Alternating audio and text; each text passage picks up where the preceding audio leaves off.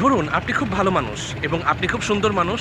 তো আপনার সৌন্দর্য এবং আপনার ভালো মানুষের কারণে মানুষ আপনার কাছে আসে, আপনাকে ব্যবহার করে এবং তারপরে আপনার মুখে চুনকালি দিয়ে চলে যায়, আপনার উপর থুতু ফেলে চলে যায়, আপনাকে যত সব ময়লা ছিল সব মাখিয়ে চলে যায়। কেমন লাগবে আপনার? আপনি কি করবেন? ওয়েল, আপনি কি করতে পারেন সেটা আপনি ভালো জানেন। তো আমরা যদি এই কাজটা প্রকৃতির সাথে করি, প্রকৃতি কিন্তু সরাসরি রিয়্যাক্ট করে না, কিন্তু প্রকৃতি ছেড়েও দেয় না। ধীরে ধীরে প্রকৃতি কিন্তু অনেক হিংস্র রূপ নেয় এবং তারপরে যে রিয়্যাক্ট করে সেই রিয়াকশনে কিন্তু আমরা সবাই ক্ষতিগ্রস্ত হই।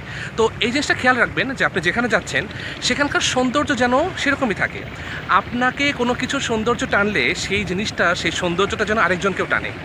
এর মাধ্যমে যেটা হবে, আপনি যে ভালো পরিবারের সন্তান এটা মানুষ বুঝতে পারবে এবং আপনি প্রকৃতির প্রতি শ্রদ্ধাশীল এই জিনিসটা প্রমাণ হবে এবং পৃথিবীটা সুন্দর থাকবে আপনার কারণে। চিন্তা করে দেখুন কতগুলো গুণাবলী হবে আপনার।